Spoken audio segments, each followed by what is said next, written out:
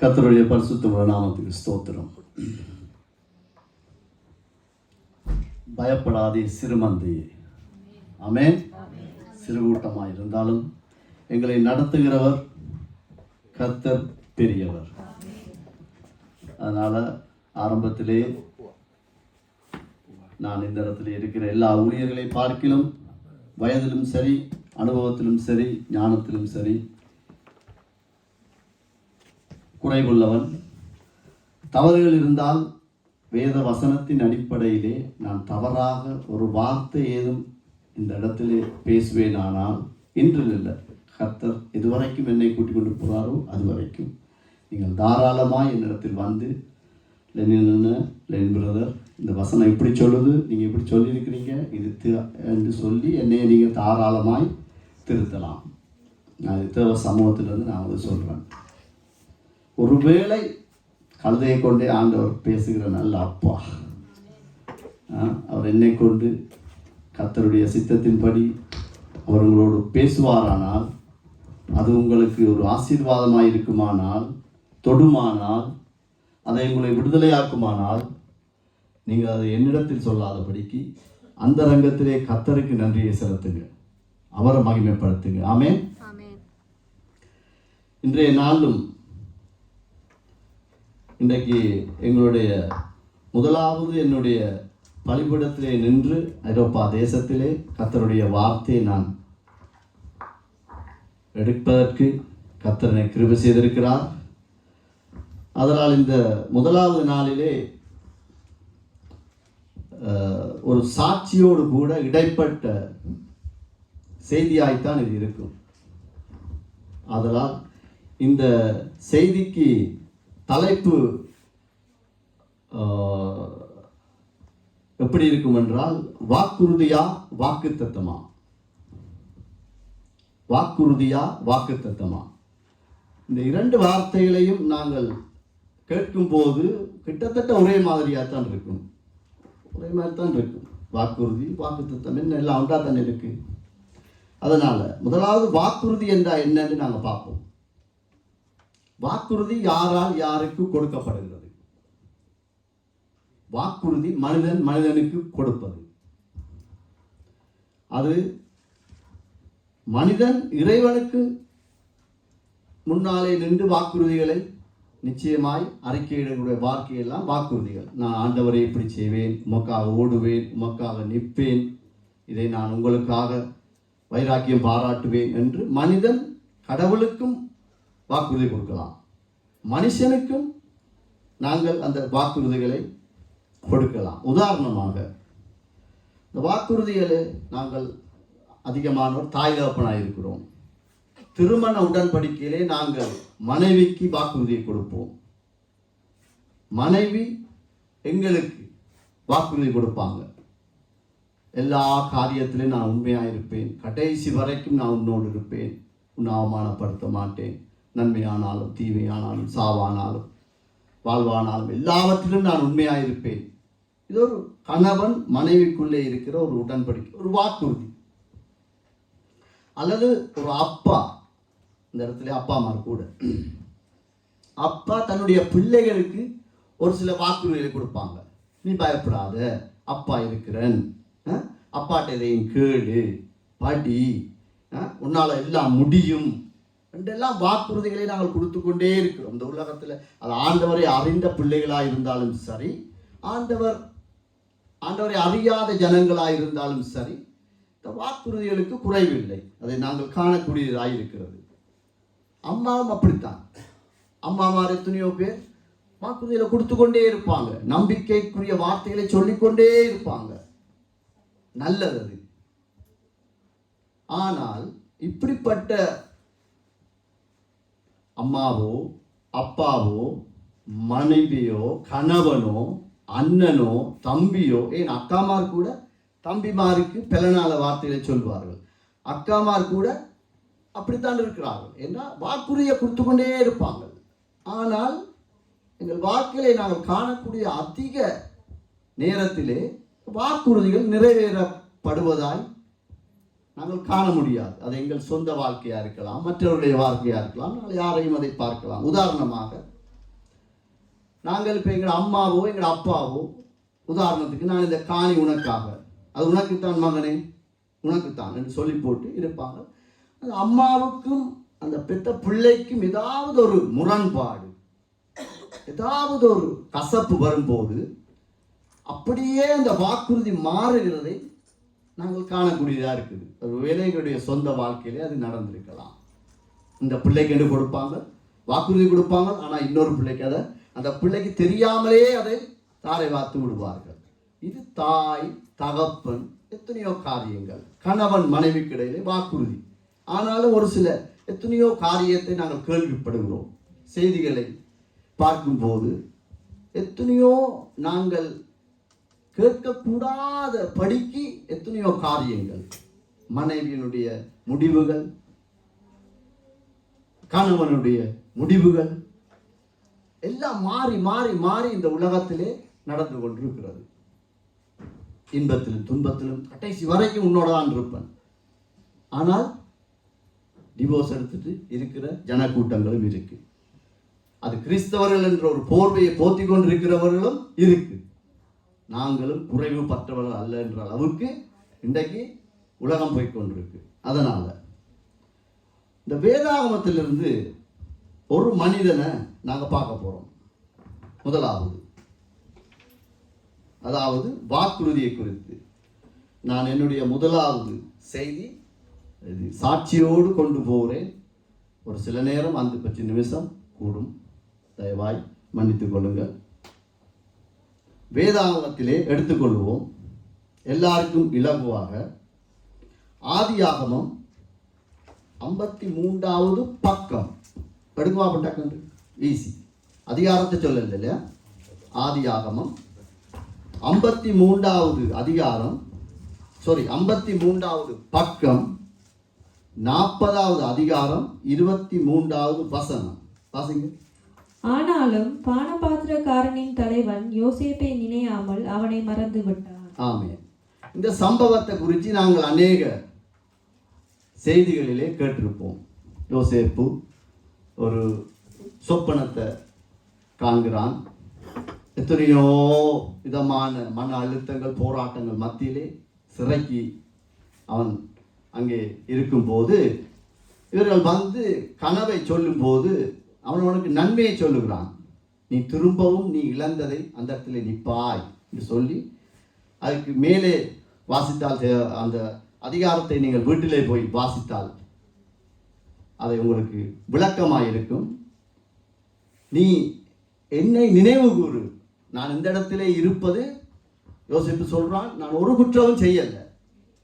அவன் நன்மையை சொல்லிட்டான். இன்னொருவனுக்கோ நீ சாக போறா, தூக்கில் போட போறான் என்ற அளவுக்கு வந்துட்டு, அப்போ இவன் நிச்சயமா வாக்குறுதி கொடுத்திருப்பானா இல்லையா? வேதாகமத்தில் பதிவேற்றம் இல்லாவிட்டாலும் நிச்சயமாய் கொடுத்திருப்பான் இல்லையா? ஆமா, எங்களுக்கு சாதாரண ஒரு 5 வருஷ காட்ட கிடைச்சோடனே நாங்கள் எவ்வளவு வாக்குறுதியை நாங்கள் கொடுக்கிறோம். உண்மைதானே? ஆண்டவருக்கு இதை செய்வான், ஏழைகளுக்கு இப்படி செய்வான், அதை செய்வான். நிச்சயமாக அவன் கொடுத்திருப்பான். அவன் வாக்குறுதி கொடுத்த படியால் தான் இவன் சொல்றான், என்னை நீ மறக்காம நினைவு கூறு. ஆனா அவன் என்ன செய்துட்டான்? மறந்துட்டான். சரிதானே? இது வேதாகமத்தில் இருந்து ஒரு மனுஷன் தானே. இது உண்மை சம்பவம் என்றே நான் இப்போது இந்த வசனத்தின் அடிப்படையிலே நான் இப்போது உங்களோடு பேச போகிறேன். ஒரு தனிப்பட்ட ஒரு மனுஷனுடைய வாழ்க்கையில் இருந்து ஒரு காரியம்.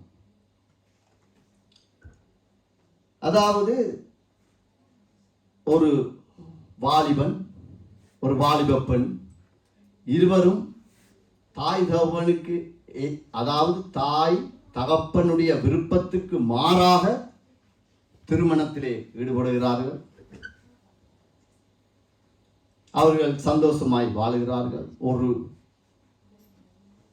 வாலிபனை நம்பி ஒரு பெண், வாலிப பிள்ளை தாய் தகப்பனை விட்டு அவனோடு வாழ்க்கையை ஆரம்பிக்குமானால் அவன் எவ்வளவு பேசியிருப்பான், நம்பிக்கைக்குரிய எவ்வளவோ வார்த்தைகளை அவன் சொல்லியிருப்பான். எவனுக்கும் பயப்படாத, நான் கடைசி வரைக்கும் பார்ப்பேன். அப்படித்தானே? சும்மா யாரும் விடணும், அம்மா அப்பா விட்டுட்டு வாண்டி யாருமே போறதில்லை. அப்படிப்பட்ட சூழ்நிலையில அந்த குடும்பம் இணைகிறது. அப்படியே இணைந்து கொண்டு வரும்போது அவர்களுக்கு ஒரு மூத்த பிள்ளை பிறக்குது, அது ஆம்பளை பிள்ளை. இரண்டாவது ஒரு பிள்ளை பிறக்கிறது, அதுவும் ஆம்பளை பிள்ளை.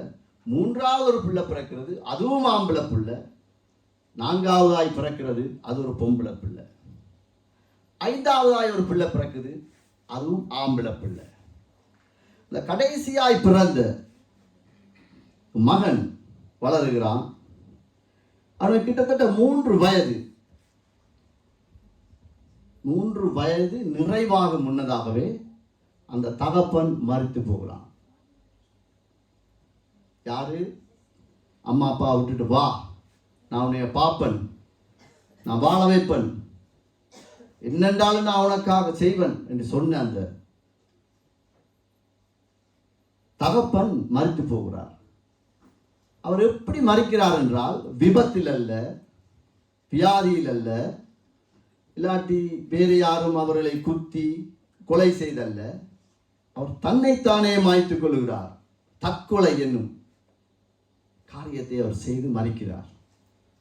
கடைசி பிள்ளைக்கு 3 வயது நிறைவாகவில்லை. அப்ப அந்த தகப்பன் அந்த பிள்ளைகளை குறித்து வாக்குறுதி கொடுத்த எல்லாவற்றையும் அவன் மறந்தது நிமித்தம் தான் அவன் தற்கொலையை ஏற்றுக்கொள்ள முடிந்தது. இல்லாட்டி 5 பிள்ளை, கடைசி பிள்ளையாவது பார்த்து 3 வயசு, இவன் நான் தனியை விட்டுட்டு போறேனே என்று சொல்லி, ஏன்னா சாதாரணமாய் விபத்திலே வந்து மரித்தால் அது யாரும் அதுக்கு பொறுப்பில்லை. அவரே மரிக்கணும் என்று நினைத்து மதுவை குடித்து தப்பக்கூடாது என்ற ரீதியிலே விஷத்தை அருந்த அவ்வளவு வைராக்கியம் கொண்ட ஒரு தகப்பன் வாக்குறுதிகளை மறந்து போனார். அந்த பிள்ளை 3 வயது பிள்ளை வளருது. அந்த பிள்ளையை 5 வயதிலே கொண்ட ஒரு அனாதை இல்லத்திலே அந்த தாய் விடுகிறார். உண்மை சம்பவம், கதையல்ல, வேதாகமத்தில் இருந்தல்ல, வாழ்க்கையிலே நடந்த ஒரு உண்மை சம்பவம். 5 வயதிலே ஒரு பிள்ளையை கொண்டு அனாதை இல்லத்திலே விட்டால் எப்படி இருக்கும்? அனாதைக்கு என்ன அர்த்தம் தெரியுமா? என்ன அர்த்தம்? தண்டனை செய்யாமல் தண்டிக்கப்படக்கூடியவன் தான் அனாதை. அவனை கேட்க பார்க்க யாருமே இருக்க மாட்டாங்க, யாரும் அடிப்பாங்க, யாருமே சொல்லுவாங்க. காரணம், அனாதவன். அம்மா அப்பா இருந்தா நாங்களே சொல்லுவோம், எந்த பிள்ளைக்கு என்ன நீ இப்படி கேட்பா, ஏன் என்ன பிறகு இப்படி சொல்லிட்டீங்க, ஏன் அம்மா அப்பா உயிரோடு இருக்கிறோம். அனாதைக்கு தான் பொருள். செய்யாத குற்றத்துக்கு தண்டிக்கப்படக்கூடியவன் தான் அனாதை. அப்படிப்பட்ட ஒரு இடத்திலே 5 வயது பிள்ளை வளருகிறது. காலையில எழும்பணும் 4:30 மணிக்கு, தன்னுடைய காரியங்களை தானே செய்யணும். முகத்தை கழுவினாலும் சரி, பாத்ரூமுக்கு போனாலும் சரி, உடுத்தினாலும் சரி, எல்லாம் செல்ஃப் ஸ்டாண்டிங், தனியே செய்யணும். 5 மணிக்கு ஆயத்துக்குள்ள போய் இருக்கணும். உங்களோட அப்பா அம்மாவை கேட்டா தெரியும், உங்களுக்கெல்லாம் அது தெரியாது. காராத்தப்பான 4 வெட்டி ஒரு துண்டு தான் கொடுப்பாங்க அவனுக்கு. இப்போ உங்களுக்கு காராத்தப்பான என்னன்னே தெரியாது. அம்மா அப்பாட்ட போய் வீட்டை போய் கேளுங்க, அளவு காட்டுவாங்க அவங்க. காராத்தப்பான 4 வெட்டி தான் கொடுப்பாங்க. அப்படிப்பட்ட ஒரு சூழ்நிலையில் இந்த பிள்ளை வளருது. இந்த பிள்ளை வளரும் போது ஒரு 10-11 வயதில் அந்த தாய் திரும்பவும் அங்கிருந்து அந்த பிள்ளையை கூட்டிக் கொண்டு வருகிறார். காரணம், அந்த தாயினுடைய அண்ணன் உறுதிமொழி கொடுத்து, சரி அவன் அப்படி விட்டுறக்கூடாது, நான் 4 பேரை குறித்து கேட்கவில்லை, 5 பிள்ளைகள் ஒருவனை குறித்து தான் நான் பேசி கொண்டிருக்கேன். அப்போ அவளை கூட்டி வந்துட்டாங்க. கூட்டி வந்தால் 10 வயது பிள்ளை. அவன் காதுகள் கேட்கிறது, இவன் தான் அப்பனுக்கு யமன். 10 வயது பிள்ளையை பார்த்து யார் சொல்றது? உறவுகள், தாயை தவிர அவன் சொந்த காதுகளால் கேட்கிறான், இவன் தான் அப்பாவுக்கு யமன், இவன் பிறந்தபடியால் தான் அப்பன் மரித்தான். அந்த அளவுக்கு ஒரு கொடூரமான ஒரு சூழ்நிலையிலே அந்த பிள்ளை வளருது. பசி, பட்டினி, மாமன்காரன் கூப்பிட்டுட்டார், மாமா தூர இடத்துல வேலை, மாமா இருக்கும்போது அவர்களை பார்த்தார்கள், மாமா இல்லாத போல ஒரு வேளை, அதாவது ஒரு நாளைக்கு ஒரு பிளேட் சோறு தான் வரும். அந்த அம்மாவுக்கும் மகனுக்கும் அண்ணன்காரனுக்கும் அக்காக்காரிக்கும் எப்படி இருக்கும் சொல்லுங்க. அந்த பசி தாங்க இல்லாமல் அந்த புல்லை ரோட்டில் இருக்கிற வாழைப்பழத்தோடு எடுத்து சாப்பிட்டுருக்கு. மாம்பழத்தோட இன்னொருத்தன் மாம்பழத்தை சூப்பிட்டு போட்டு தூக்கி வீசின ஒளிஞ்சிருந்து பார்த்து அந்த புல்லை சாப்பிட்டுருக்கு. உங்களோட அம்மா அப்பாட்ட போய் கேட்டு பாருங்க. இப்போதான் உங்களுக்கு பிரெட்டெல்லாம் பொலிஷாக இருக்கு. ஸ்ரீலங்காவில் அப்படி இல்லை. பான் கருகி இருக்கு, மேல் பக்கம் கருப்பாக இருக்கும். அது பேக்கரியில் போட்டு இப்போதான் ஓவன் அது இதெல்லாம் வந்துட்டு. அப்போ அவங்க என்ன செய்வாங்கன்னா பானை வாங்கி அந்த மேலால் இருக்கிற அந்த கருகளை அப்படியே வெட்டி கோழிக்கு போடுவாங்க, தாராக்கு போடுவாங்க, நாய்க்கு போடுவாங்க, காகத்துக்கு போடுவாங்க. அந்த 10 வயசு பிள்ளை அதை பார்த்து கொண்டு இருக்கும். எப்படா இந்த பானை வாங்கிட்டாங்க, எப்படா இது வீசப்படும், உடனே போய் அதை எடுத்து சாப்பிடுவான், தூசியை தட்டி போட்டு. இதுக்கெல்லாம் காரணம் என்ன? அந்த தகப்பன் கொடுத்த வாக்குறுதியை தகப்பன் மறந்து விட்டான்.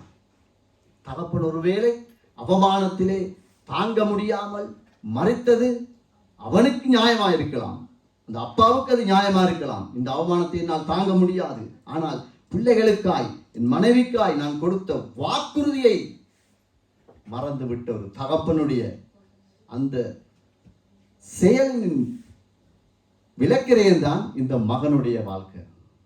எப்படி இருக்குன்னு சொல்லுவாங்க. அந்த மகன் ஒரு நாள் 11 வயசு 12 வயசு ஸ்கூல் விட்டு வர பசி. அந்த நாளையில் ஆஸ்பத்திரிக்கு போனால் அள்ளித்தான் கொடுப்பான் டேப்லெட்டை.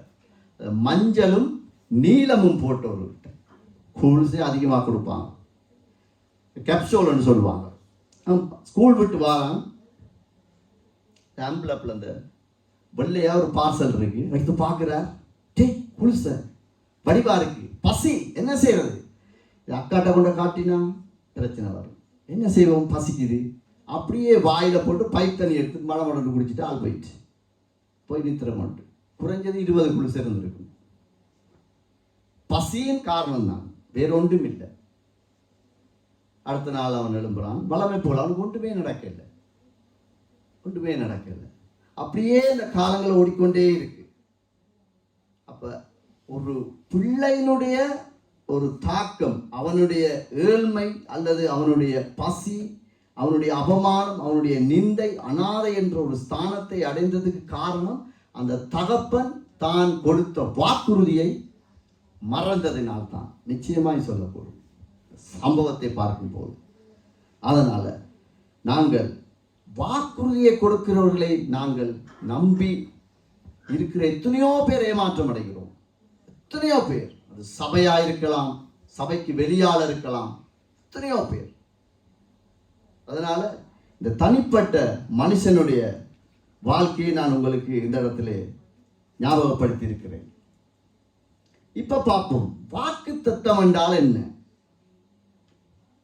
வாக்குத்தத்தம் யாருக்கு யாரால் கொடுக்கப்பட முடியும், கொடுக்கப்படுகிறது என்று சொன்னால் நிச்சயமாகவே வாக்குத்தத்தம் என்றால் இறைவன் மனிதனுக்கு கொடுப்பது, அதுல எந்த மாற்றமும் இல்லை. ஆமென். கடவுள் மனுஷனுக்கு கொடுக்கிறது தான் வாக்குத்தத்தம். அந்த வாக்குத்தத்தம் யாருக்கு? மறுதலிப்போம் என்று தெரிந்தும், அவரை துக்கப்படுத்துவோம் என்று தெரிந்தும் அவர் எங்களுக்கு வாக்குத்தத்தத்தை அவர் தாரார். அது வேதத்திலிருந்து நாங்கள் ஒரு வசனத்தை பார்ப்போம். இது வேதத்திலே மிகவும் பெருமதியான ஒரு வாக்குத்தத்தம். எத்தனையோ வாக்குத்தத்தங்களை நாங்கள் எடுத்திருக்கலாம். வருஷா வருஷம் பிறந்த நாள், ஞானஸ்தான நாள், வாக்குத்தத்தத்துக்கு குறைவே இல்லை, எடுத்துக்கொண்டே இருக்கிறோம். 25 வருஷம் ஞானஸ்தானம் எடுத்தா நிச்சயமாய் 25 வருஷம் 25 வாக்குத்தத்தம் எடுத்திருப்பாங்க. ஆனா தி பெஸ்ட், இந்த பரிசுத்த வேதாகமத்திலே இருக்கிற வாக்கு தத்தத்துக்குள் மிகவும் பெருமதியான விலையேற பெற்ற ஒரு வாக்கு தத்தத்தை இப்ப நாங்க பார்க்க போறோம். எடுத்துக்கொள்ளுங்க. பழைய ஏற்பாடு 853வது பக்கம், எடுப்பதற்கு இலகுவாயிருக்கும். பழைய ஏற்பாடு 83வது பக்கம் ஏசாயா 46:3-4. யாக்கோபின் சந்ததியாரே, இஸ்ரவேல் சந்ததியின் மீதியாகிய சகல ஜனங்களே, எனக்கு செவி கொடுங்கள். தாயின் வயிற்றில் தோன்றினது முதல் உங்களை ஏந்தி, தாயின் கர்ப்பத்தில் உற்பத்தியானது முதல் உங்களை தாங்கினேன். உங்கள் முதிர் வயது வரைக்கும் நான் அப்படியே செய்வேன். நரை வயது மட்டும் நான் உங்களை தாங்குவேன். நான் அப்படி செய்து வந்தேன். இனிமேலும் நான் ஏந்துவேன், நான் சுமப்பேன், தப்புவிப்பேன். ஆமென். இதுல இந்த 3 காலங்களை நாங்க பார்க்கலாம். எதிர்காலம், நிகழ்காலம், இறந்த காலம். இந்த யாக்கோபின் சந்ததியார் யாரு? யாரு? நாங்க தான். ஆமென். கர்த்தராகிய இயேசு கிறிஸ்துவின் இரத்தத்தினால பாவத்துக்காக நாங்கள் மன்னிப்பு கேட்டு அவரிடத்தை நம்பி அவருடைய இரத்தத்தினால சுத்திகரிக்கப்பட்ட ஒவ்வொரு மனுஷனும் இயேசு கிறிஸ்து உயிரோடு இருக்கிறார், அவர்களை வாழ வைக்கிறார் என்றெல்லாம் சொல்லி அறிக்கையிட்டு பிதா குமாரன் பரிசுத்த ஆவியினால் ஞானஸ்தானம் பெற்ற ஒவ்வொருவனும் கடவுளுடைய பிள்ளைகள். ஆமென். அவர்களுக்கு தான் இந்த வசனம் என்றால் எங்களுக்கு தான் இந்த வசனம். பாருங்க, யாக்கோபின் சந்ததியாரே, இஸ்ரவேல் சந்ததியில் மீதியான சகல ஜனங்களே. அப்ப கொஞ்சம் பேர் இல்லாம போயிட்டாங்க. வேதத்தை வாசிக்கக்குள்ள நிப்பாட்டி வாசிக்கணும். மீதியான சந்ததி. நாங்க ஒரு கொஞ்சம் பேரா தான் இருக்கிறோம். கொஞ்சம் பேரை காண இல்லை, கொஞ்சம் பேர் இல்லாம போயிட்டாங்க. நீங்கள் எனக்கு செவி கொடுங்கள். தாயின் வயிற்றில் தோன்றினது முதல் உங்களை ஏந்தி, தாயின் வயிற்றில் தோன்றினது அந்த கரு, சின்ன கரு, ஆறாலும் காண முடியாத ஒரு சின்ன ஒரு புழு மாதிரி இருக்கும். அந்த கரு, அது தாயின் வயிற்றில் தோன்றினது முதல் உங்களை ஏந்தி, தாயின் கர்ப்பத்தில் உற்பத்தியானது முதல் உங்களை தாங்கினேன். நீங்கள் ஒரு பிள்ளையாய், நானும் நீங்களும் பிள்ளையாய், நாங்கள் அப்படியே உரு எடுக்கும் போதும் அவர் எங்களை தாங்கி இருக்கிறார். உங்கள் முதிர் வயது வரைக்கும் நான் அப்படி செய்து வந்தேன். நரை வயது மட்டும் நான் உங்களை தாங்குவேன். நான் அப்படி செய்து வந்தேன். இனிமேலும் நான் ஏந்துவேன், நான் சுமப்பேன், தப்புவிப்பேன். ஆமென். எப்படிப்பட்ட ஒரு வாக்கு! வாளாக்காமல் தலையாக்குவது, நீ ஆசீர்வாதமாயிருப்பாய், நான் உன்னை விட்டு விடுவது எல்லாம் இருக்கட்டும். பிரதர் சிஸ்டர், இதுதான் தி பெஸ்ட். இன்றைக்கு பாட்டு படிச்சாங்க, இந்த வசனத்தோடு இடைப்பட்டது. மறைவாய் வளர்ந்த கருவை கர்த்தர் கண்டார். ஆமென். இதான் வாக்குத்தத்தத்தை நாங்க சுவைக்கணும், அறிக்கைட்டு நம்பணும், அறிக்கைட்டு ஜெபிக்கணும். அப்பதான் அதனுடைய அந்த விசுவாச உணர்வு எங்களுக்குள்ள வரும். அதனால இது ஒரு எங்களுக்கு மிகுந்த ஒரு ஒவ்வொரு கிறிஸ்தவனுக்கும் அது எப்படிப்பட்டவனா இருக்கலாம், தோல்வியா இருக்கலாம், கலக்கத்தோடு இருக்கலாம், பிள்ளைகளை குறித்து கேள்விகளோடு இருக்கலாம், மனைவியை குறித்து கேள்விகளோடு இருக்கலாம், கணவனை குறித்து கேள்விகளோடு இருக்கலாம், ஊழியங்களை குறித்து கேள்விகளோடு இருக்கலாம், பிள்ளைகளுடைய எதிர்காலம், படிப்பு, திருமணம், எத்தென்றாலும் எல்லாவற்றுக்கும் முதல் முத்திரை இந்த வாக்குத்தத்தம். ஆமென்.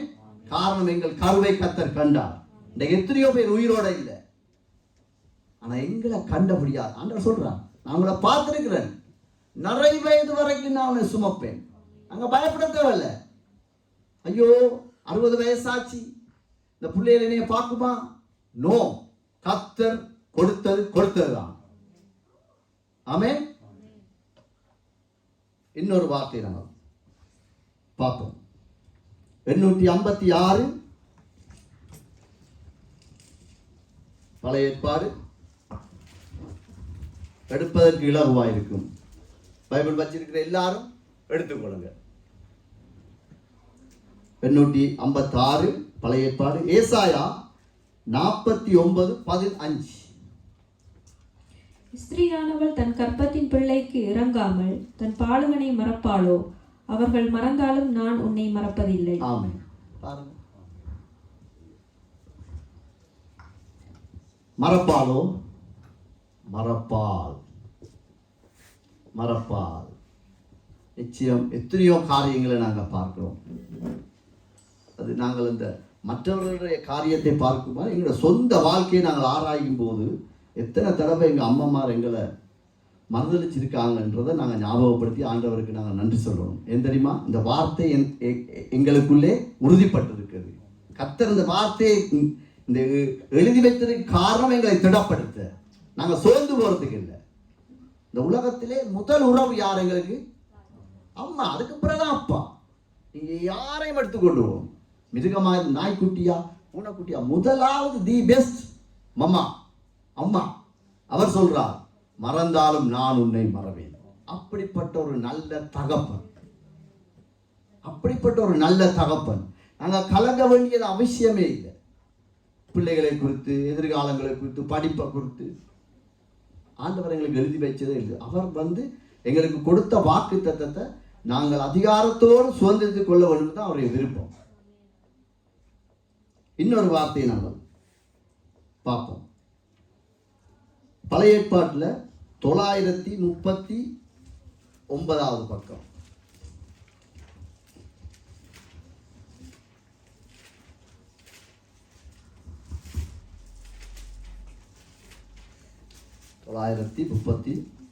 பக்கம்.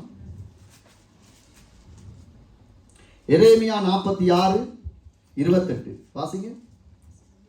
என் தாசனாகிய யாக்கோபே, நீ பயப்படாதே என்று கர்த்தர் சொல்லுகிறார். நான் உன்னுடனே இருக்கிறேன். உன்னை துரத்திவிட்ட எல்லா ஜாதிகளையும் நான் நிர்மூலமாக்குவேன். உன்னையோ நான் நிர்மூலமாக்காமல் உன்னை மட்டாய் தண்டிப்பேன். ஆனாலும் உன்னை நான் குற்றமில்லாமல் நீங்களாக்க விடுதலையாக்கினேன் என்றார். ஆமென். இந்த வசனத்தை வாசிக்கும் போது நாங்கள் எங்களோட பேரை போட்டு வாசித்தால் இன்னும் அது விசுவாசத்தை அதிகரிக்கும். எப்படி என்றால், நான் வாசிக்கிறேன். என் தாசனாகிய லெனின் குடும்பமே, நீ பயப்படாதே. அப்படி ஒவ்வொருத்தரும் வாசிக்கலாம். என் தாசனாகிய யாக்கோபே, என் தாசனாகிய பார்த்தியே, என் தாசனாகிய குணாவே, என் தாசனாகிய சுரேஷே, என் தாசனாகிய ஜூஜினே, இந்த இடத்துல இல்லாத என் தாசனாகிய கிறிஸ்தியே வாசிக்கலாம். இது எங்களுக்கு தான் அந்த வார்த்தை. அவர் என்ன சொல்றார்? எல்லாத்துக்கும் முதல் அந்த பெஸ்டான வசனம், நான் உன்னை மட்டாய் தண்டிப்பேன். பார்த்தீங்களா ஆண்டவர் அன்பை? பார்த்தீங்களா? இந்த வசனம் இப்படியே இருக்கட்டும். இப்போ அந்த அனாதையாய் வளர்ந்த பிள்ளைகளுடைய பக்கமாய் நான் ஒரு விஷயம் உங்களை கூட்டிட்டு போறேன். இந்த வாக்கு தத்தங்கள் இந்த தனிப்பட்ட மனுஷனுடைய வாழ்க்கையில எப்படி இடைப்பட்டது, அது முக்கியம். ஏண்டா அவன் அப்படியே வளர்ந்து வரும்போது பசியை மாத்திரம் பார்த்தவன், சரியான உடுப்பு இருக்காது, எப்படியோ வாலிபனா வளர்ந்து ஓரளவுக்கு வந்து தன்னுடைய 23வது வயதுல தான் விரும்பினபடி பெண்ணை திருமணம் செய்கிறான். அது தாய்க்கும் விருப்பம் இல்லை, யாருக்கும் விருப்பம் இல்லை. திருமணம் செய்தாச்சு.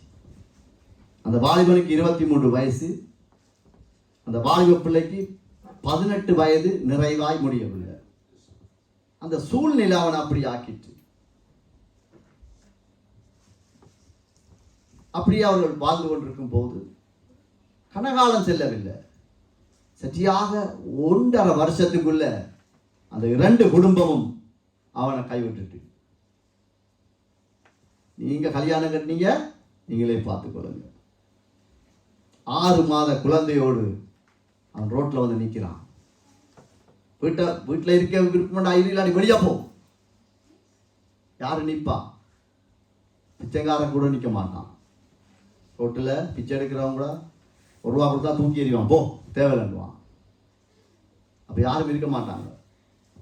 யாரோ ஒரு உறவு இல்லாதவர்கள் அவனை ஆதரித்து, அப்படியோ அவன் கொஞ்சம் கொஞ்சமா முன்னுக்கு வந்து கஷ்டப்பட்டு ஆண்டவரை ஏற்றுக்கொள்ற அவனுக்கு ஒரு வாய்ப்பு கிடைச்சது, ஒரு சந்தர்ப்பம் கிடைச்சது. அவனுக்கு சத்தியம் சொன்னது யார் என்றால், கொழும்பு தேசத்திலே இருந்து ஒரு ஜோடி வருது, ஒரு ஆணும் பெண்ணும் பாராங்க. திருவோணமலையில பெரிய ஒரு மலை இருக்கு, ராவணன் பெட்டன்னு சொல்லுவாங்க. அதுல இருந்து குதிச்சா யாரும் தப்பேலாது, தற்கொலை செய்யறதுக்கு வாராங்க. அவங்க பஸ்ஸில் வந்த இடத்து அந்த குடும்பத்தை ஒரு அம்மா கண்டு அவங்களுக்கு ஆண்டவரை பற்றி சொல்லி நீங்கள் ஏன் சாக போறீங்க வாங்கன்னு சொல்லி அந்த அம்மா கொண்டு வச்சு அவங்களுக்கு சத்தியத்தை சொல்லி அவங்க ரசிக்கப்பட்டு இந்த மகனுக்கு சத்தியம் சொல்றாங்க.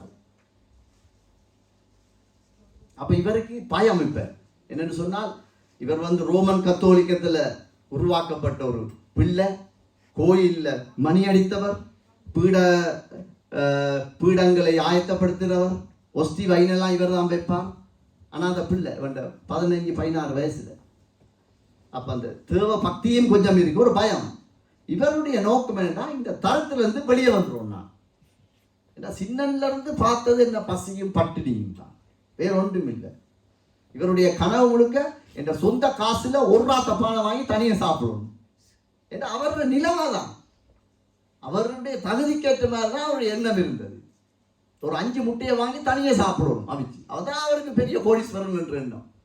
அப்ப எப்படியாவது இதுல இருந்து நான் வெளியே வரணும் என்று சொல்லி அந்த பிள்ளை ஆண்டவருக்கு ஒப்பு கொடுக்குது. ஆண்டவர் உண்மை உள்ளவர், ஆண்டவர் மேல உண்மையிலே நான் பாசமா நடக்கணும்ன்றதுக்காக அல்ல, இந்த தரத்திலிருந்து வெளியே வரணும். விளையாட்டுத்தனமா போய் ஞானஸ்தானம் எடுத்து ஜெபிச்சு எல்லாம் நடந்தது. 3 வருஷம் அந்த மகனை ஆண்டவர் பயன்படுத்தினார். நல்ல வேகமாய் ஓடுறதுக்கு ஆண்டவர் பலத்தை கொடுத்தார். திடீரென்று எவ்வளவு வேகமாய் ஓடினானோ அவ்வளவு வேகமாய் அந்த பிள்ளை, வாலிப பிள்ளை கீழே விழுறத்தக்கதாக சம்பவங்கள் நடந்தது. அது எப்படிப்பட்ட சம்பவம் என்றால், அவனுடைய தகப்பன் தன்னுடைய 30வது வயதுல, பிள்ளைக்கு 3 வருட நிறைவில்லை, தகப்பனுக்கு 30வது வயது சரியா, அவன் எப்படி தற்கொலை செய்து மறித்தானோ அதே சந்தர்ப்பம், அதே பாவம், அதே மன அழுத்தம் அந்த பிள்ளைக்கு வந்தது. எல்லாராலும் கைவிடப்பட்டான். ஊழியர்கள் அவனோடு பேசுறது இல்லை, ஒதுக்கி வைத்தாங்க. பெத்த தாய் இடத்துல போய் நிற்கிறான். அம்மா நான் சாக போறேன். தாய் சொல்லுறா, நீ சாகு, ஆனா திருவண்ணாமலையில செத்துறாத. பொடி இஞ்சதானே வரணும், அதே எனக்கு வெக்கம். காது அப்படி இருந்திருக்கு. யோசிச்சு பாருங்க.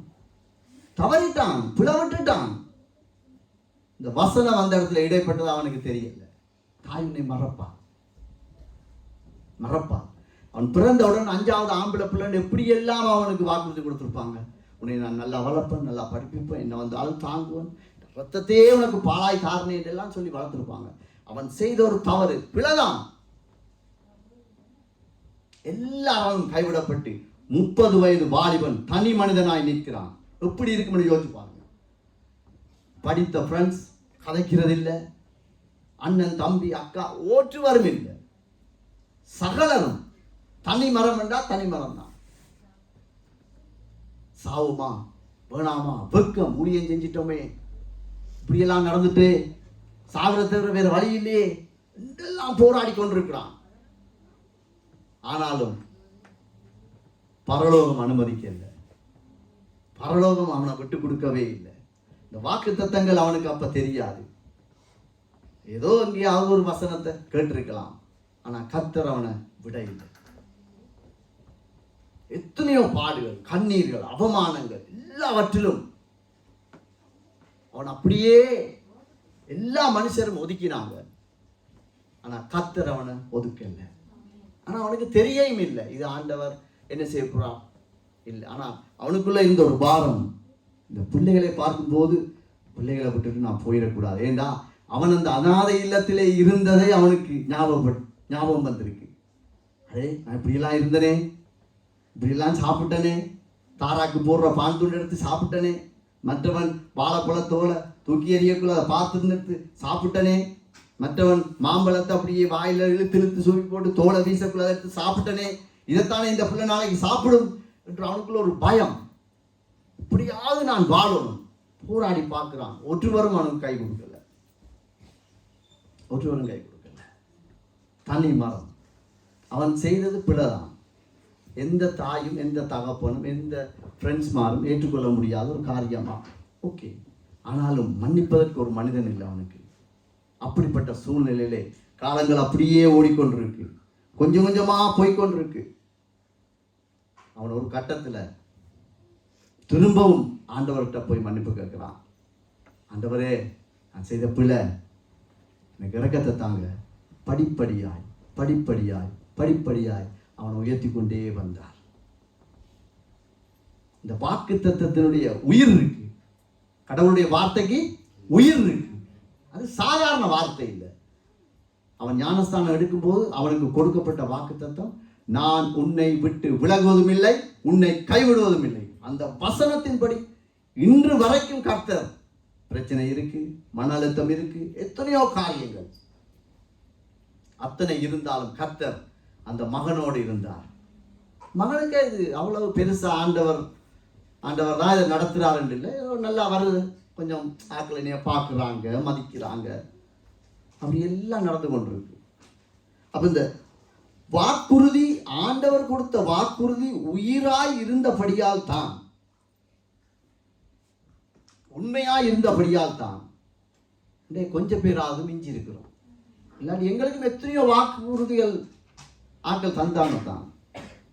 அதே மனுஷன் அதே நாவனால மாறி எத்தனையோ காரியத்தை காயப்படுத்தும் போது கர்த்தருடைய வாக்கு தத்தம் தான் எங்களை தாங்குகிறது, எங்களை ஏந்துகிறது.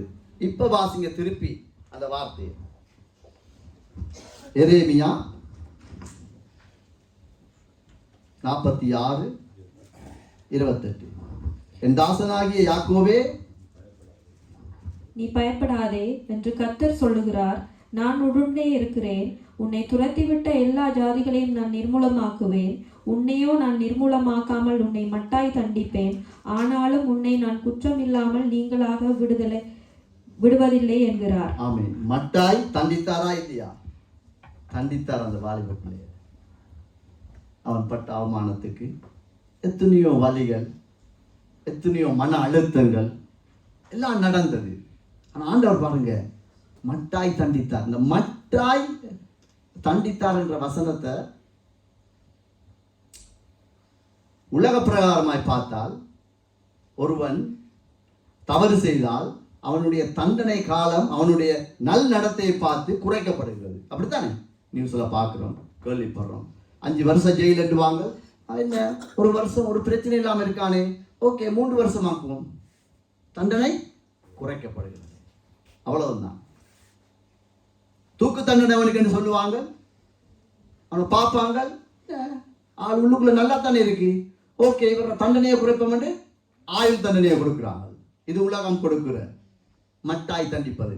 ஆனா அவன் வெளியே வந்தா அவரை அடையாளப்படுத்துவாங்க. எப்படி இப்ப அவரை பேரை சொன்னா விளங்காது சிலாங்களுக்கு. அந்த ஜெயில இருந்து அங்க பிடிபட்டேன், ஓ அப்படித்தான் சொல்லுவோம். மனுஷன் இப்படித்தான் அடையாளப்படுத்துவான். ஆனா கர்த்தர் எப்படி தெரியுமா எங்களை அடையாளப்படுத்தா? நீ என்னுடைய தாசன், நீ என்னுடைய பிள்ளை. வாலிப பிள்ளைகள் நீங்க லேசா அடுக்காங்க, நீ என்னுடைய பிள்ளை. ஆண்டவர் சொல்றா, உலகம் சொல்லும். அந்த அந்த பிள்ளைய தெரியுமா பேரு, அந்த சேச்சியில் ஒரே பிள பிள பிளான்னு அந்த சேச்சியில் ஒரே பிரச்சனை கொடுத்து கொண்டிருப்பான் அவர்கள். அந்த இடத்துல முதல் சாராயத்தோட நின்றார்கள். அப்படித்தான் உலகம் எங்களை அடையாளப்படுத்தும். ஆனா கர்த்தர் அடையாளப்படுத்துறது எந்த பிள்ளை, எந்த பிள்ளை, இதுதான் தி பெஸ்ட். அப்படிப்பட்ட அப்பா தான் எங்களோட இருக்கிறார், அப்படிப்பட்ட அப்பா தான் எங்களோட இருக்கிறார். அப்ப இந்த வாக்குறுதிகளை நம்பாத படிக்கு நாங்கள் வாக்கு தத்தத்தை தான் நம்புறது மாத்திரமல்ல, அறிக்கையிட்டு ஜெபிக்கணும். சில ஊம பிசாசுகள் விடாது, ஜெபிக்க விடாது, கடைசி வரையும் விடாது. நாங்க தான் ஜெபிக்கணும். ஆண்டவர் சொல்லிக்கார், உன் கையின் பிரயாசத்தை ஆசீர்வதிப்பேன் என்று சொன்னா, அந்த சம்பளம் எடுக்கிற வேலை மட்டும் இல்லை, கார் வாங்குறது வீடு வாங்குறது மட்டும் இல்லை. கடவுளுக்கு கீழ்ப்படிஞ்சு அவர் அறிக்கையிட்டா, அது நீ ஆண்டவரோட போராடி ஜெபிச்சு பிரயாசப்பட்டா உன் படிப்புல உனக்கு ஞானத்தை தருவார். உன்னுடைய எதிர்காலம் நன்றாயிருக்கும். நீ எந்த இடத்துல வேலை செய்யணுமோ அந்த இடத்துல ஆண்டவர் ஆயத்தப்படுத்துவார். பிள்ளைகளை குறித்து நீ கவலைப்பட தேவையில்லை. எந்த இடத்துல வாழ்க்கை அமையணும், எந்த வாழ்க்கை வரணும், அதை அனுப்புவார் ஆண்டவர். ஊம பிசாசுகள் மாதிரி குந்திட்டு இருந்தா ஒன்றும் நடக்காது. வாக்குறுதி அப்படியே இருக்கும், அப்படியே இருக்க வேண்டியான், ஒன்றும் நடக்காது. அனாத பிள்ளையை கர்த்தர் அவ்வளவு உன்னிப்பாய் பார்ப்பாரானால், கனப்படுத்துவாரானால், நேசித்திருந்தால், நீங்க இயேசு கிறிஸ்துவின் ரத்தத்தினால ஞானஸ்தானம் பெற்றவர்கள் அல்ல, பாவத்தை ஆண்டவர் ஒப்பு கொடுத்த நீங்கள் அல்லவா, வாக்கு தத்தங்களை எல்லாம் நீங்கள் எடுத்து சாட்சி சொன்னீங்களா? அங்க செல் அடிச்சான், இங்க அடிச்சான், குண்டு விழுந்தது, பிரதர் வெடிக்கல, ஆண்டவர் பாதுகாத்தார். இன்றைக்கு எங்க நிக்கிறா? இன்றைக்கு எங்க நிக்கிறா?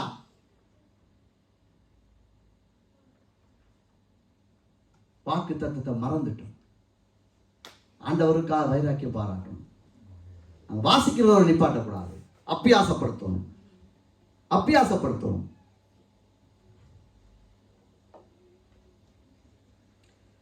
நாங்க வாக்குறுதி எப்ப எங்களுக்கு நிறைவேறும் தெரியுமா? வாக்குறுதியா வாக்கு தத்தமா? இப்ப வாக்குறுதிக்கு நான் வரேன். வாக்குறுதி எங்களுக்கு எப்ப நிறைவேறும் தெரியுமா? ஒரு மனுஷன் எங்களுக்கு ஒரு வாக்குறுதியை தரும்போது அவனுக்கு சாதகமாய் நாங்கள் நடந்தால் அவன் வாக்குறுதியை நிறைவேற்றுவான். அவன் சொல்றதெல்லாம் கேட்கணும். இப்ப சொல்லுங்க, எங்கட அம்மா இல்லாட ஒரு அம்மா ஒரு அப்பா பிள்ளை ஒன்று பிறக்குது, ஒரே ஒரு பிள்ளைன்னு வைத்துக் கொள்வோம். அந்த அப்பா அம்மாவும் இந்த பிள்ளைக்காக வீட்டை கட்டி அதை கட்டி இதை கட்டி நல்லா கொடுக்கணும்னு தி பெஸ்ட்டை செய்கிறாங்க. அந்த பிள்ளை அம்மா அப்பாவுக்கு தெரியாம ஒருவனோட ஒரு வாழ்க்கைக்காய் போயிட்டு வச்சுக்கொள்வோம். எத்தனை பேர் அந்த வீட்டை கொடுப்பாங்களா? நான் கேள்விப்பட்டிருக்கேன். அப்படி இல்லை. சே, செத்தாலும் உனக்கு தரையிலாது. ஐரோப்பால இருப்பாங்க, காசு அனுப்பி கொண்டே இருப்போம். கொஞ்சம் பிந்திட்டு அளவு குறைஞ்சிட்டு உனக்கு வச்சிருக்க காணி தெரியாமலே அரவாசியை வித்துருவாங்க. வாக்குறுதி போயிட்டு. ஆனா அவங்களுக்கு ஏற்ற மாதிரி சாதகமாகவே இருந்தால் அதை எங்களுக்கு நிறைவேற்றுவாங்க. இதுதான் மனுஷனுக்கும் கடவுளுக்கும் இருக்க வித்தியாசம். கணவன் எப்படிப்பட்டவனாய் இருந்தாலும் மனைவி விசாரிக்கணும். அவன் பிள்ளையே விட்டாலும் சரி, அது பத்தி பிரச்சனை இல்லை. எனக்கு கணவன் கடவுள் இணைத்தது, அவ்வளவுதான். மனைவி எப்படிப்பட்டவளா இருந்தாலும் பரவாயில்ல, கடவுள் தந்தது, இதை நான் இழக்கக்கூடாது. இந்த இடத்துக்கு சமுதாயம் இருக்கா? காரணம் என்ன? சாதகமாய் இல்லை. கணவன் சாதகமாய் இருந்தால் மனைவி சாதகமாய் இருக்கலாம். இப்ப ஒரு நல்லொரு லட்சாதிபதி கோடீஸ்வரன் உலகத்திலே இருக்கிற ஒரு ஆள், அவன் பிள்ளை ஒரு நல்ல ஒரு விழாவை வாங்கி வாழ்றதுல ஒரு பிரம்மாண்டமும் இல்லை. அதுல என்ன பிரம்மாண்டம் இருக்கு? பல காசு. அதே சமயம் ஒரு ஏழை விவசாயி, இல்லாட்டி ஒரு ஏழை சாதாரண ஒரு கூலிக்காரன், என்னைய போல ஒருத்தன் இந்த பிள்ளைக்காக தான் கொடுத்த வாக்குறுதியை, இல்ல ஆண்டவர் தந்த பிள்ளை, ஆண்டவர் தந்த பிள்ளை, ஆண்டவர் தந்த பிள்ளை என்று நாங்கள் ஓடும் போது எங்க அப்பா எங்களுக்கு செய்ததை நாங்கள் அவங்களுக்கு செய்யறோம். பிள்ளைகளுக்காக ஜபிக்கணும், அறிக்கையிட்டு ஜபிக்கணும், நல்லா புத்தி சொல்லணும். இது சாதகமாக இருந்தால் அந்த பிள்ளைய தோல்ல போட்டு, இது எந்த பிள்ளை தெரியுமா, அவ இங்க படிச்சு நல்ல வேலை செய்யறா தெரியுமா. ஆனா அதே சமயம் அந்த பிள்ளை ஏதாவது ஒரு அப்பாவுக்கு பிடிக்காத ஒரு விஷயம், அம்மாவுக்கு பிடிக்காத விஷயம் செய்தா உடனே சபிக்கிறது, அறிக்கை, நீ இப்படித்தான் போவா, நீ இப்படித்தான் இருப்பா. இது மனுஷன் கொடுக்கிறது. வாக்குறுதி நிறைவேறது என்றால் மனுஷனுக்கு ஏற்றபடி நாங்கள் வாழணும். ஆனால் வாக்குத்தத்தம் எப்போது எங்களுக்கு நிறைவேறும்? நம்முடைய வாழ்க்கையில எல்லாம் முடிஞ்சதுன்னு நினைச்சு கொடுங்க. இல்லாட்டி எங்களை எல்லாரும் மறுதளிச்சிட்டாங்க, அப்ப கூட இந்த வாக்குத்தத்தம் நிறைவேறும். ஆமென். அது அந்த வாலிபனுடைய வாழ்க்கையில நிறைவேறி இருக்கு. இது கதை அல்ல, நிஜம், உயிருள்ள ஒரு சாட்சி. எல்லாம் விட்டாங்க. அதனுடைய விளைவு என்ன தெரியுமா? எல்லாராலும் கைவிடப்பட்டு, எல்லாராலும் சபிக்கப்பட்டு, எல்லாராலும் நியாயம் தீர்க்கப்பட்டு, அவனை கர்த்தர் வாக்குத்தத்தத்தை ஞாபகப்படுத்தி அவனை உயர்த்தும் போது, அந்த யோசேப்பை எப்படி உயர்த்தினாரோ, ஆரம்பத்திலே நான் காண்பிச்சேன் அல்லவா, யோசேப்பு அவனை எந்த நிலைக்கு வந்தான் அதே போல. ஆனா யோசேப்போடு அந்த வாலிபனோட ஒப்பிடுகிறார். யோசேப்பு எங்கேயோ இருக்கிறான். ஆனா ஒரு சாட்சியோடு கூடிய முதலாவது செய்தியை நான் உங்களுக்கு கொடுக்கணும். ஆண்டவர்களை கேட்டுத்தான், ஜெபிச்சுத்தான் இந்த செய்தியை ஆயத்தப்படுத்தினேன். செய்தி என்று சொல்லுவை பார்க்கிறோம். நான் உங்களோடு பேசும்போது இது ஒரு கலந்து உரையாடலாக இருக்கலாம். ஒரு தேவ செய்தியோ, ஒரு வீட்டு கூட்டம், நானும் உங்களோட வீட்டில் ஒரு பிள்ளை, ஒரு அண்ணன் தம்பி, அப்படி மாமா என்று நினைச்சு கொண்டிருங்க. கலந்துரையாடல். ஏன்னா நாங்கள் எல்லாராலும் கைவிடப்பட்ட நேரத்தில் தான் அந்த வாக்குத்தத்தம் எங்களுக்காக நிற்கிது. எங்களுக்காக விசாரிக்கிற ஒருத்தர் இருக்கிறார், எங்களுக்காக பரிந்து பேசுகிறவர் இருக்கிறார். அதனால தான் நிற்கிறோம். யோசிச்சு பாருங்க. இந்த விசா மட்டும் இல்லாட்டி என்ற வாழ்க்கையில் என்ன நடந்திருக்கும்? பிள்ளைகளெல்லாம் இருந்திருப்பாங்க, நாட்டில் வேலை செய்திருப்பாங்க, சாப்பிட்டு இருப்பாங்க, எல்லாம் நடந்திருக்கும். மறைச்சு போயிருக்க மாட்டாங்க, இருப்பாங்க. ஆனா அந்த தேவ சமாதானம் இருக்காது, கடவுளுடைய திட்டம் இருக்காது. அதனால ஆண்டவர் எங்களுடைய குறைவுகளை ஒரு நாளும் மறக்க மாட்டார். மனுஷன் மறந்துடுவான். நான் இதை செய்வேன், உனக்கு வாக்குறுதி வாக்குறுதி வாக்குறுதி கொடுத்து கொண்டே இருப்பான். ஆனா கடவுள் அப்படி இல்லை. உங்களை யார் ஒதுக்கினால், அது ஊழியமா இருக்கலாம், குடும்பமா இருக்கலாம், வேலைத்தலமா இருக்கலாம், பள்ளிக்கூடமா இருக்கலாம், எங்க யார் ஒதுக்கினாலும் நீங்கள் உங்களுடைய விசுவாசத்தை என்ன சொல்லணும்? என் தாயில் கருவில் நான் உருவாகும் முன்னே என்னை கண்டீர். பாட்டை மாத்திரம் படிச்சுட்டு போக கூடாது. நாங்க எங்களை கண்டிருக்கிறார் ஆண்டவர். அந்த வைராக்கியை நாங்க பாராட்டணும். அந்த அறிக்கையிட்டு நாங்க ஜெபிக்கும் போது பிசாசு வெட்கப்படுவான். எங்களுக்குள்ளே இருக்கிற பலவீனம் எங்களை நாங்களே உணர்வோம். அதை நீங்கிட்டு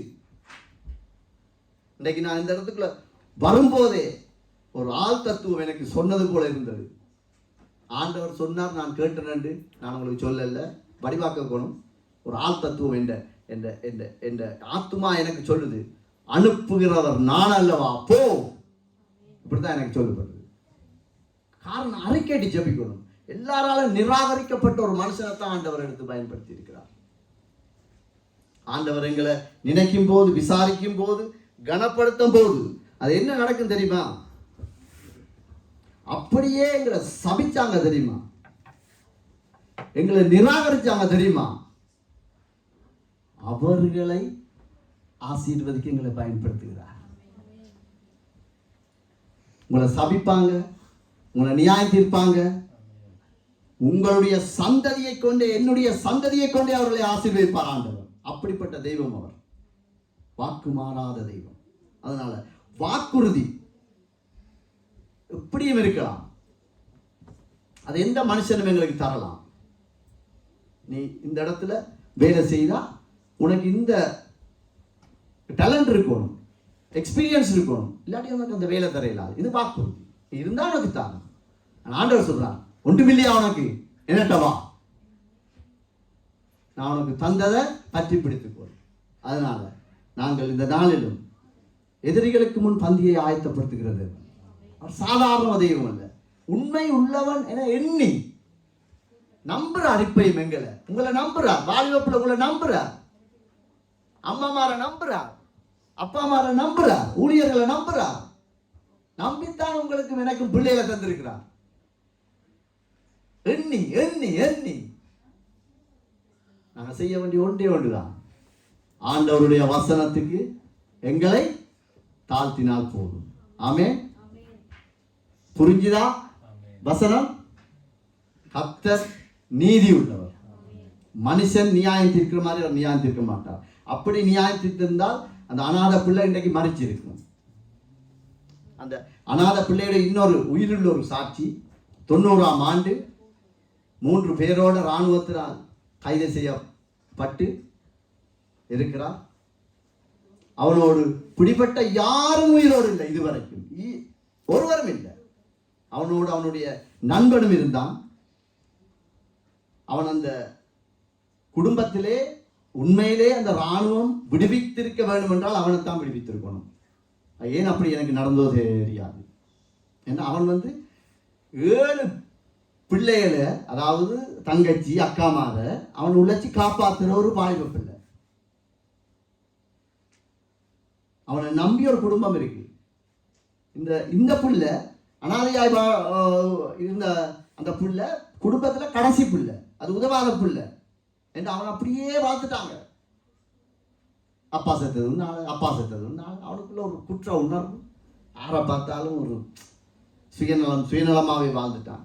உண்மையிலே அந்த இராணுவம் விடுவிக்கணும்னு நினைச்சா அவனை தான் விடுவிச்சிருக்கணும். ஆனால் அவன் 90 பாருங்க, 34 வருஷத்துக்கிட்டே ஆச்சு, இன்னும் அவன் உயிரோடு இல்லை. இன்றைக்கும் அந்த தாய் தகப்பன் அவன்கிட்ட போட்டோவை பார்த்துக்கிட்டு தான் இருக்கிறாங்க. ஆனால் அனாதை பிள்ளையா ஆண்டவர் விடுவிச்சார். எப்படி விடுவிச்சா தெரியுமா? ஒரு இராணுவ அதிகாரி அவனை விசாரிச்சு, நான் காலையில் 4:30 மணிக்கு பான் எடுக்க போகணும் கேம்புக்கு, நீ மெஸ்ஸில் வேலை செய்கிற மாதிரி, குசினியில் வேலை செய்கிற மாதிரி, பான் எடுக்க வர மாதிரி என்னோட வா. செக் பாயிண்டில் உன்னை விசாரிப்பாங்க, இவராரு எங்கே போகிறாரு, நீ சொல்லு, நான் இந்த இடத்துல வேலை செய்கிறேன், நான் பேக்கரிக்கு போகிறேன், பான் எடுக்கன்னு சொன்னால் போதும். அந்த மகனுக்கு கடவுள் கொடுத்த ஞானம், சிங்களம், சகோதர மொழி நன்றாய் பேசக்கூடிய ஒருவர், ஒரு இராணுவ அதிகாரி. அந்த இராணுவ அதிகாரி விட்டது என்னன்னா, நீ உடுப்படுத்திட்டு வா. யாரும் அடி வாங்கி 7-8 நாள் அடி வாங்கினவன் வீட்டை போய் உடுப்படுத்திட்டு இராணுவ கேம்புக்கு திருப்பி போவானா? இல்லை தானே? பாருங்க, அந்த அதிகாரியுடைய இருதயத்தை ஆண்டவர் எப்படி மாற்றிருக்காரு. இதெல்லாம் அவனுக்கு அப்போ தெரியல. எந்த இடத்த பிடிச்சாங்களோ அதே இடத்த இப்படி 5 மணிக்கு அந்த மகனை இறக்கிட்டான், போயிட்டான். எவ்வளோ அற்புதம் தெரியுமா? அன்றைக்கு அந்த அவனுடைய நண்பன் இன்றைக்கு உயிரோடு இருக்காரா இல்லையோ, எல்லாரும் ஒவ்வொரு மாதிரி சொல்றாங்க, அவங்கள வச்சிருப்பாங்க, சில பேர் சொல்றாங்க இல்லை அவர்கள் எல்லாம் அழித்திருப்பார்கள். அந்த பகுதி எனக்கு தெரியாது. ஆனா 34 வருஷமா அன்றைக்கு மாறி நடந்திருந்தால் இந்த வாலிப பிள்ளை மறைச்சி அடக்கம் செய்து மறந்தே இருப்பாங்க. வருஷத்துக்கு ஒருக்க அப்பயாவது அம்மாவோ கூட பிறந்தவர்களோ பேசியிருப்பாங்க, அவ்வளவுதான். கர்த்தர் எவ்வளவு நல்லவர். ஆமென். அதுக்காக அந்த மற்ற நண்பனை பார்க்கிலும் இந்த அனாதையாய் வளர்க்கப்பட்டவன் நீதிமான் என்பதற்காக அல்ல, கர்த்தர் ஒரு சித்தம் வைத்திருக்கார். எங்களுடைய உங்களுடைய ஒவ்வொருவருடைய பிறப்பிலும் தேவ சித்தம் இருக்கு. நீங்க சாதாரணமாக நினைக்காங்க, சண்டே ஸ்கூல்ல வந்து இதுல நிக்கிற சின்ன சின்ன பிள்ளை தானே அற்பமாயெல்லாம் நாங்கள் யோசிக்க கூடாது. ஒவ்வொரு பிள்ளையிலும் பிறப்பிலும் தேவ சித்தம் இருக்கு. அவர் கொடுத்த வாக்கு தத்தம் இருக்கு. அது நின்று எங்களுக்கு பேசும், அது எங்களுக்காக வழக்காடும். அதை நாங்கள் மறக்கக்கூடாது. பிரச்சனை இருக்கலாம், மன அழுத்தம் வரலாம், தோல்வி வரலாம், வெற்றி வரலாம், என்ன நடந்தாலும் நாங்கள் கர்த்தரை விட்டு போகாத ஜனங்களாக இருக்கணும். அதனால வாக்குறுதிகளை நம்புவதை பார்க்கிறோம், வாக்கு தத்தமே எங்களுடைய வாழ்க்கையிலே எங்களை உயிரூட்டக்கூடியது, எங்களை உருவாக்கக்கூடியது. ஒரு கொஞ்ச நேரம் எடுத்துட்டு மன்னிக்கணும். நாங்கள் இந்த நேரம் ஜெபிப்போம். தலையில தாழ்த்தி. பரிசுத்தமுள்ள தகப்பனே, நாளும் என்னோடும் சபை மக்களோடும் என் குடும்பத்தோடும் நீர் இருந்த மனைவி பிள்ளைகளோடும் இவர்களுக்கு கொடுத்த மனைவி பிள்ளைகளோடும் வாலிப பிள்ளைகளோடும் நீங்க பேசி இருக்கிறீங்க. பரலோகம் இந்த நாளிலே எங்களை எப்படி மாற்ற விரும்புகிறதோ, நாங்கள் எப்படி வாழ விரும்பணுமோ அப்படியே வாழ எங்களுக்கு உதவி செய்யுங்க. எங்களுக்கு கிருபை தாங்க. இயேசுவின் நாமத்தில் பிதாவே, ஆமென்.